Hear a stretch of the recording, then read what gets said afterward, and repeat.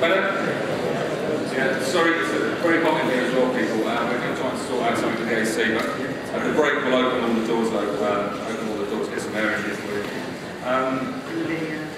Thanks, Danny. It's very interesting, mate. Next up, we have, again, an aspect of this movement that isn't, you know, people ask me what's going on, who's doing what.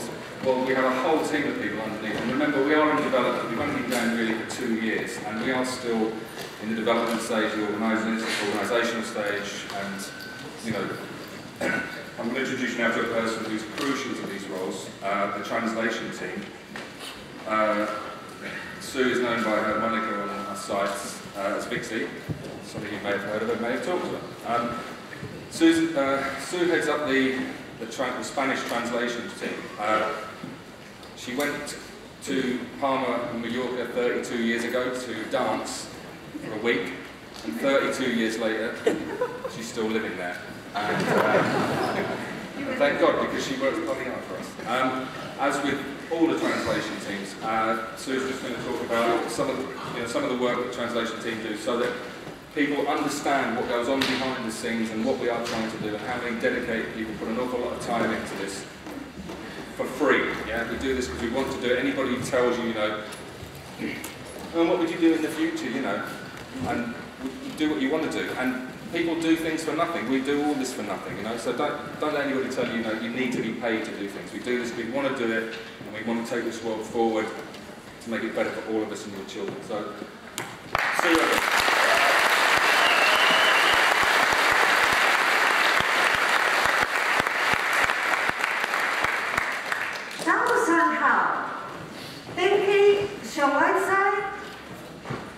Denisa, Kowa,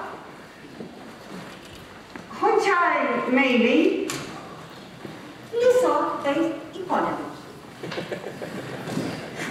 Now that probably sounded like Chinese to you, didn't it? It did to me too, because I was making up as I went along. But I have points. And the point is the following. On the planet, we actually have 7 billion people. Of those 7 billion people, only around 450 million actually speak English. I've got a map here of the English-speaking countries.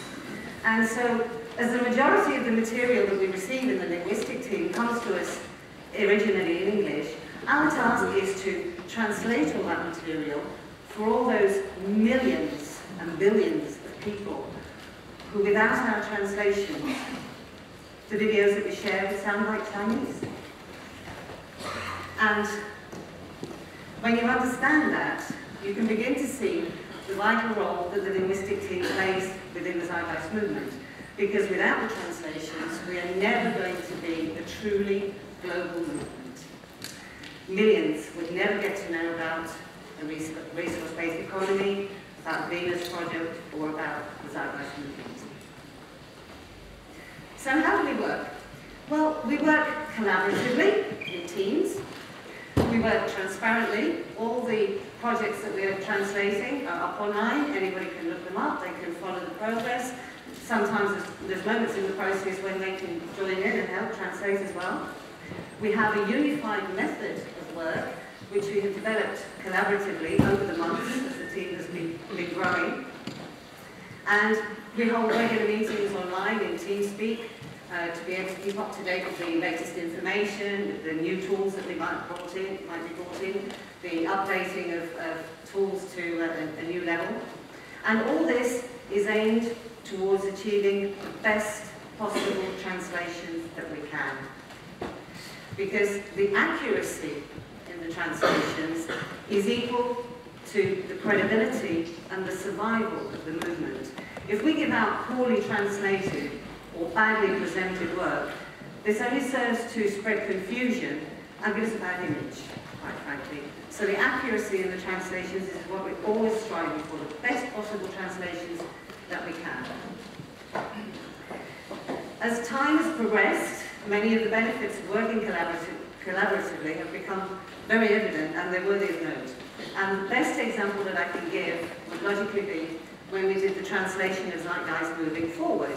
It was possibly the largest global translation effort ever done online. It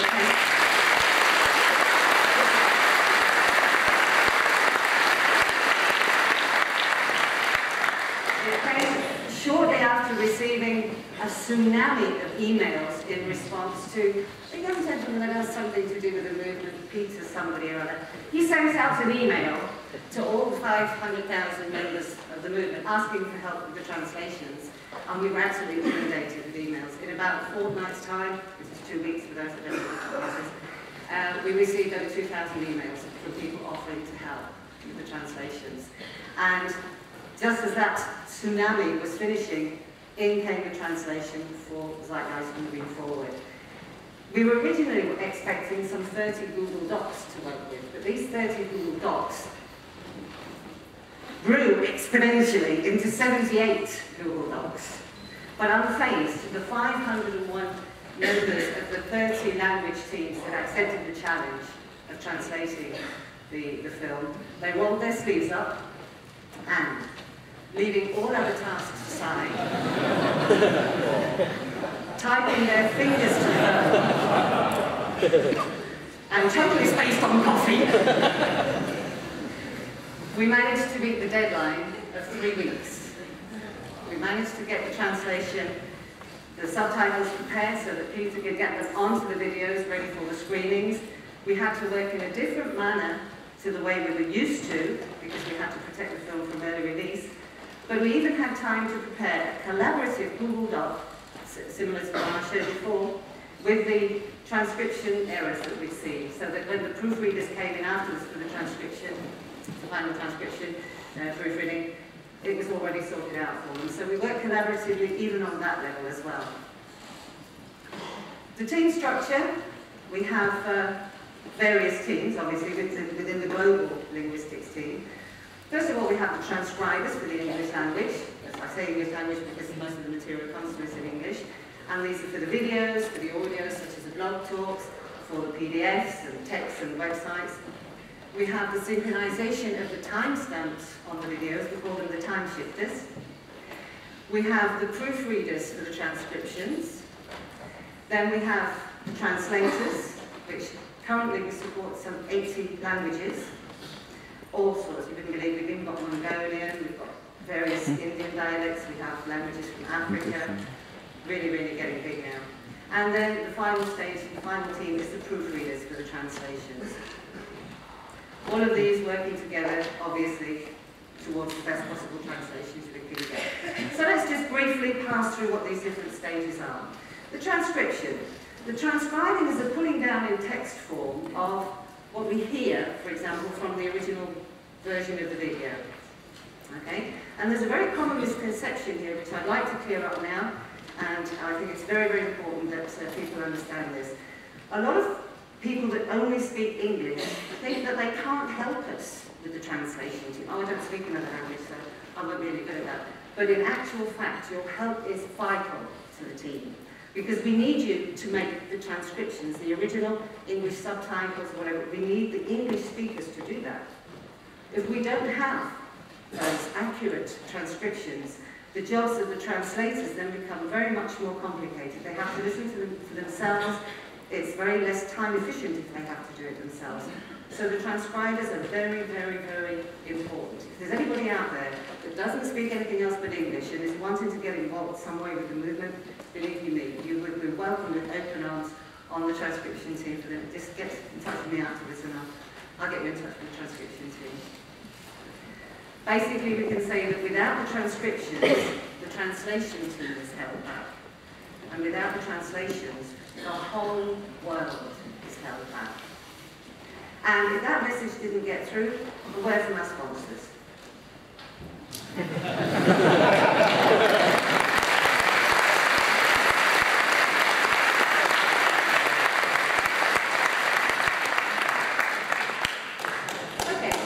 Very briefly, just to show you how user-friendly the tools are that we use. This is .sub, some of you have probably heard of .sub, and it's a heck of a lot higher up than I thought it was going to be. I was going to point with my finger, but anyway.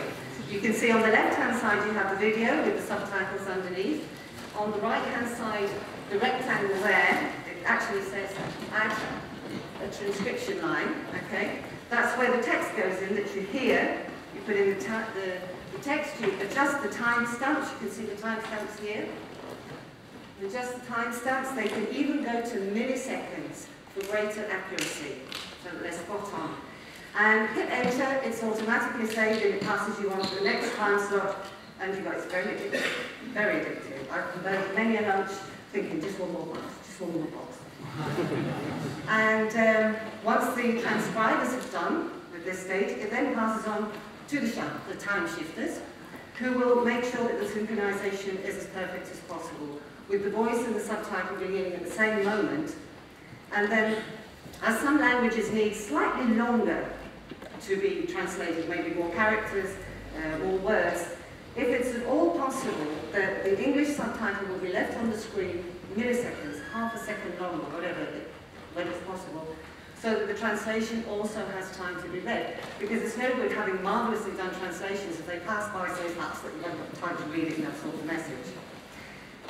Once the time shifters have done their magic, the transcription is then open to the proofreaders of the transcriptions. And this is quite important that it's native English speakers who do this, so that they don't just check the grammar and the spelling, but they make sure that all the words have been correctly heard, because if not, this can happen.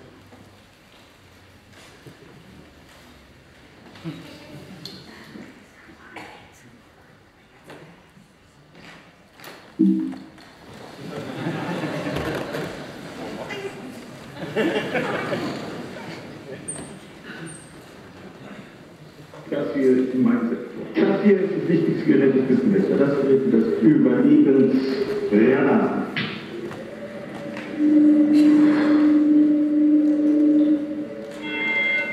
Mayday, mayday.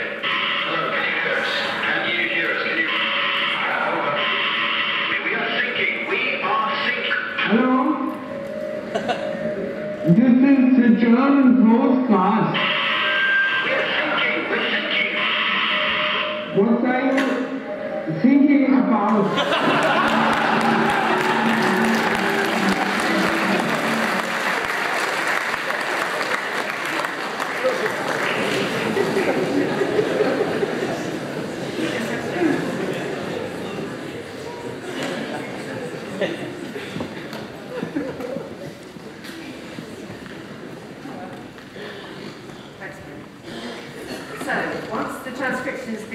Declared the best we could possibly get it, it passes on then to the eager little hands of the translators themselves to work their magic.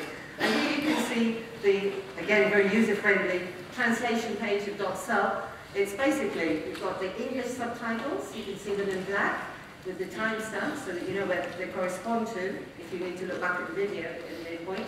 And then underneath in blue is where the translations are inserted.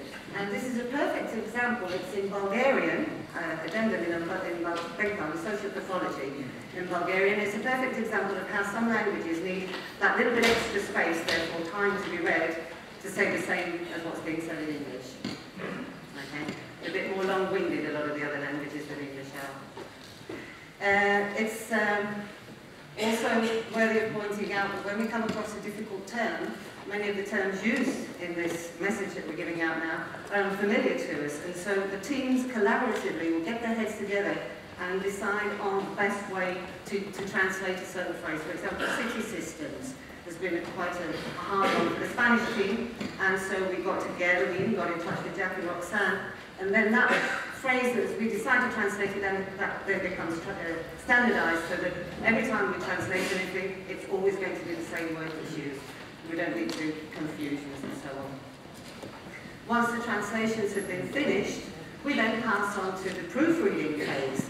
And this is perhaps the phase that has the most responsibility, because it's not just checking the grammar and the spelling of the language that it's been translated into, but it's also making sure that the context is correctly conveyed.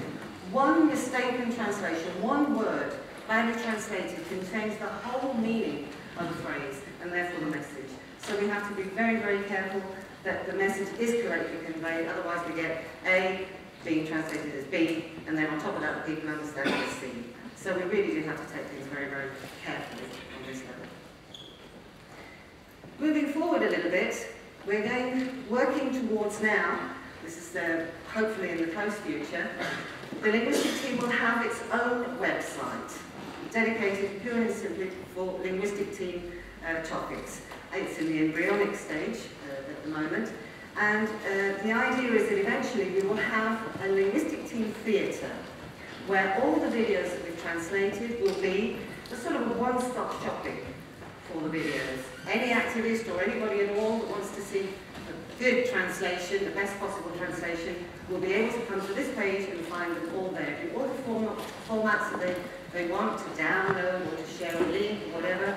And I'm using TED as an example because we're going to be using the same system, dashboard, I'll explain a bit in the next slide, for the linguistic team website.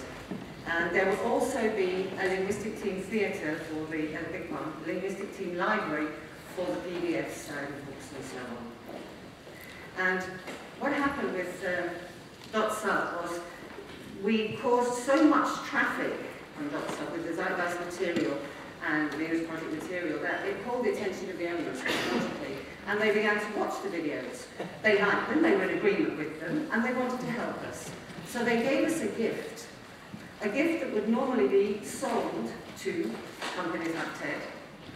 And this enables us to do marvellous things on the backside of the, behind the curtains of the translation team. It will enable us to have that wonderful website theatre, but also it will give us such fun toys as interactive transcripts. Now, what does that mean? You can see here we've got a Slovakian translation. This is from Mata. And it's actually quite a nice video on linguistics in babies. You can see the subtitle underneath the video, and on the right-hand side, you've got the transcription, the translation, and there's a zone that's in darker grey. What happens here is that when the mouse is moved over that interactive transcript, coinciding with the subtitles, it will light up in a darker grey. So if you click on it, it automatically takes you to that very point in the video. So this is a really nice tool. You'll be able to go and check on something. What was it that so-and-so said in that video? Let's go and look at where it is. All at the touch of a button. These are all tools that are going to be very, very useful for us in the future. And this is what we're working towards. Here we have another one of the translation assist tools that we use. It's the Poodle. Those of you that have been around a while will have heard of Poodle. And it's been updated quite recently. And this is what we use for the text, for the websites and so on. The videos are done in .sub, and Poodle is where we do the text. Again, it's very user-friendly. It introduces the text into the box. Underneath the original transcription, hit enter, it's saved automatically and passes you on to the next paragraph.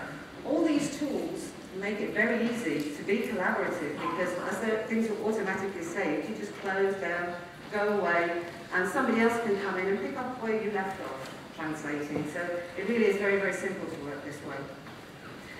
Google currently supports the 80 languages that we have in the linguistic team, the international linguistic team.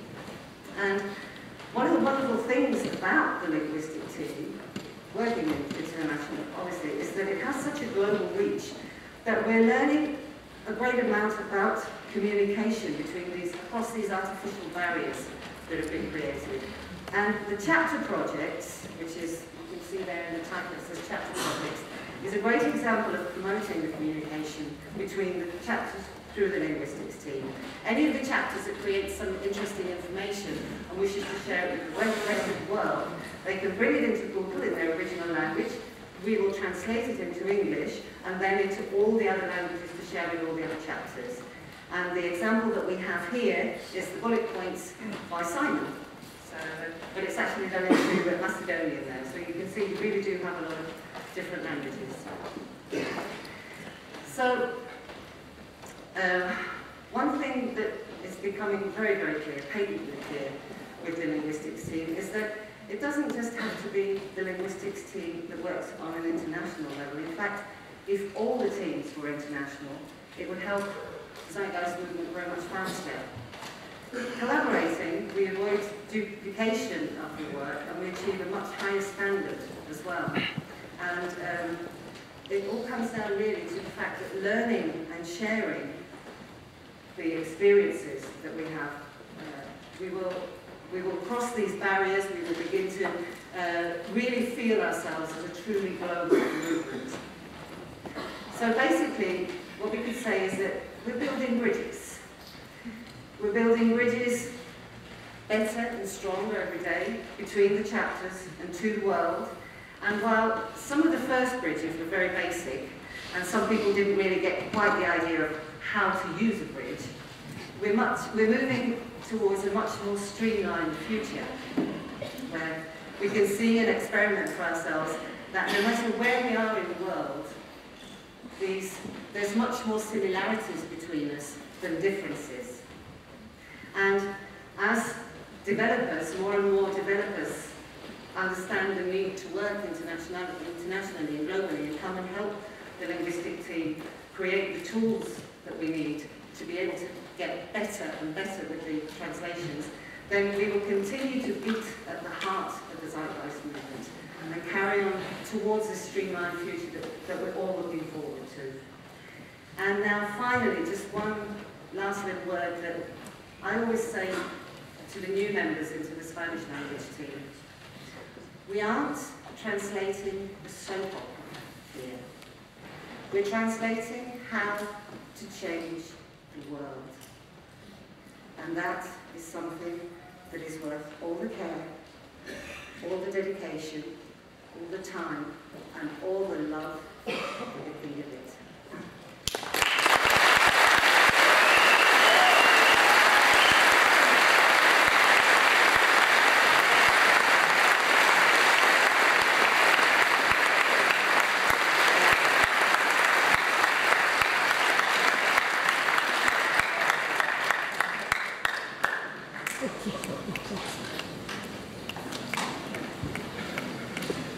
Hello, can you hear me?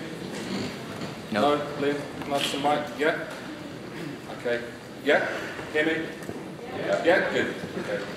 Another example of people working together, you know? You'll never get people working together that quickly. Okay, listen, we're going to have a break now, everybody. A couple of things before we go. Sorry?